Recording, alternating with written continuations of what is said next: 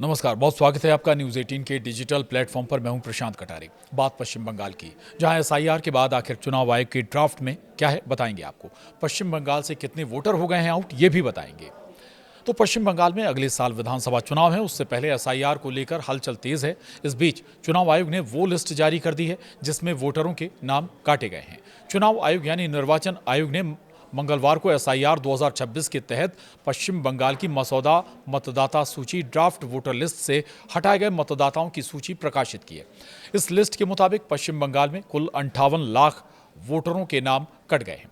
दरअसल चुनाव आयोग की इस लिस्ट में उन वोटरों के नाम जो 2025 में राज्य की वोटर लिस्ट में शामिल थे, लेकिन 2026 की ड्राफ्ट लिस्ट से हटा दिए गए।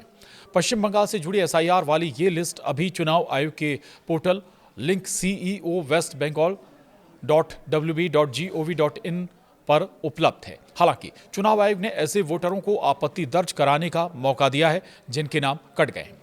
तो 58 लाख वोटरों के, जहां बहुत बड़ा आंकड़ा है, 58 लाख वोटरों के नाम कटे हैं। चुनाव आयोग के सूत्रों के अनुसार इकट्ठा ना किए जा सकने वाले एसआईआर एन्यूमरेशन फॉर्म की संख्या 58 लाख से ज्यादा है और उन्हें उनके रजिस्टर्ड पते पर मौजूद न होने, स्थायी रूप से शिफ्ट होने, मृत होने या एक से अधिक निर्वाचन क्षेत्रों में डुप्लीकेट वोटर के रूप में मार्क किए जाने के आधार पर हटा दिया गया है।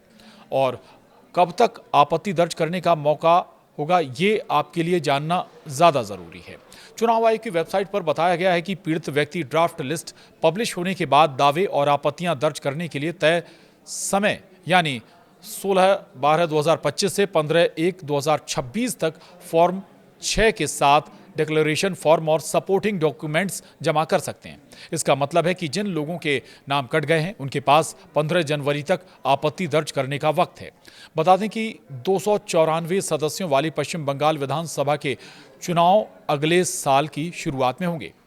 पश्चिम बंगाल से एसआईआर के तहत कितने वोटर के नाम हटे, ये भी जान लीजिए आप विस्तार से। दरअसल चुनाव आयोग के आंकड़ों के अनुसार कुल 58,20,898 नाम मौजूदा सूची से हटा दिए गए हैं। इनमें सबसे ज्यादा 24,16,852 लोग मृत पाए गए। वहीं 19,88,076 लोग स्थानांतरित हो चुके थे, जबकि 12,20,038 लोग लापता मिले हैं, जबकि 1,38,328 नाम डुप्लीकेट थे, तो 57,604 अन्य श्रेणी में पाए गए। वहीं चुनाव आयोग का कहना है कि मतदाता सूची की सटीकता और विश्वसनीयता में सुधार के लिए ये प्रक्रिया अपनाई गई थी। हालांकि विपक्षी दल इस प्रक्रिया और इसके नतीजों की बारीकी से जांच कर सकते हैं। आयोग ने कहा कि ये प्रक्रिया सटीकता सुनिश्चित करने और रिकॉर्ड से डुप्लीकेट या गलत एंट्री और नामों को हटाने के लिए की गई थी। जिन मतदाताओं के नाम लिस्ट में नहीं है या जिन्हें हटाने के लिए चिन्हित किया गया है, वे तय समय के भीतर दावे और आपत्तियां दर्ज करा सकते हैं। अब सवाल है कि आखिर पश्चिम बंगाल में एसआईआर की जरूरत क्यों पड़ी। इसे लेकर पश्चिम बंगाल में खूब बवाल भी है। हालांकि चुनाव आयोग ने साफ कर दिया है कि ये प्रक्रिया पारदर्शिता और निष्पक्षता सुनिश्चित करने के लिए की जा रही है। बंगाल से पहले एसआईआर की प्रक्रिया बिहार में भी अपनाई जा चुकी है। अब आपको बंगाल का राजनीतिक गणित भी बता देते हैं। दरअसल पश्चिम बंगाल के पिछले विधानसभा चुनाव में ममता बनर्जी ने अपने करीबी प्रतिद्वंदी बीजेपी से लगभग 60 लाख वोटों की बढ़त बनाई थी, लेकिन इस बार हुए विशेष मतदाता पुनरीक्षण के बाद 58 लाख से ज्यादा मतदाताओं का नाम वोटर लिस्ट से काट दिया जाएगा।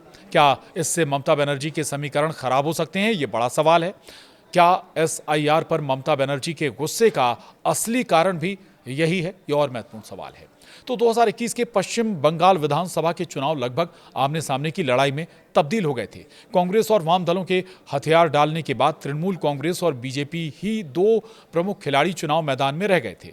इस चुनाव में विजयी हुई ममता बनर्जी की तृणमूल कांग्रेस पार्टी को 2,89,68,281 लोकप्रिय वोट मिले थे, जबकि उसकी प्रतिद्वंदी बीजेपी को 2,29,05,474 लोकप्रिय वोट मिले थे। दोनों दलों के लोकप्रिय मतों के बीच केवल 60,62,867 वोटों का ही अंतर था। अब सवाल ये कि ये नाम कटने वाले मतदाता आखिर हैं किसके। आरोप लगते रहे कि चुनाव के दौरान तृणमूल कांग्रेस के कार्यकर्ता फर्जी नामों से वोट डलवाते रहे। मृत मतदाताओं के नाम से भी सत्तारूढ़ पार्टी को वोट डाले जाते रहे हैं। बीजेपी का आरोप रहा है कि अवैध घुसपैठिए लाभ की लालच में तृणमूल कांग्रेस को वोट देते रहे हैं। इस बार मतदाता सूची से काटे गए नामों में 12 लाख के करीब ऐसे भी मतदाता शामिल हैं जो चुनाव आयोग के द्वारा गायब बताए गए हैं। अनुमान है कि इन गायब मतदाताओं में एक बड़ी संख्या उन बांग्लादेशी वोटरों की हो सकती है जो एसआईआर की प्रक्रिया शुरू होने के बाद बांग्लादेश की ओर भागते देखे गए थे। तो सवाल अब ये बनता है कि अगर वाकई 58 लाख वोट कट गए हैं और ये कहीं ममता को वोट करते होंगे तो फिर क्या ममता बनर्जी अगला चुनाव हार सकती हैं? तो क्या इस बार पश्चिम बंगाल में ममता बनर्जी को बड़ा नुकसान हो सकता है? बहुत बड़ा सवाल। क्या ये उनके चुनाव हारने का कारण भी बन सकता है?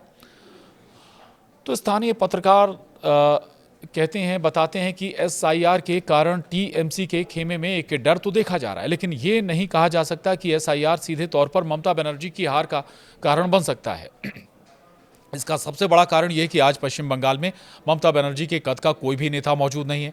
बीजेपी प्रधानमंत्री नरेंद्र मोदी के नाम पर चुनाव लड़ती है, लेकिन वहां के लोग जानते हैं कि मोदी वहां मुख्यमंत्री बनने के लिए बंगाल नहीं आएंगे। जब उन्हें स्थानीय नेताओं में बेहतर चुनने की बात आती है तो उनके पास ममता बनर्जी के अलावा कोई दूसरा विकल्प नहीं होता। और ये अभी भी बड़ा कारण नजर आता है कि ममता बनर्जी वहां पर मजबूत हैं, लेकिन ये 58 लाख जो वोट कट गए हैं ये वाकई में बहुत कुछ उलटफेर जरूर कर सकते हैं आगामी बंगाल विधानसभा चुनाव में। आज के लिए इतना ही। नमस्कार।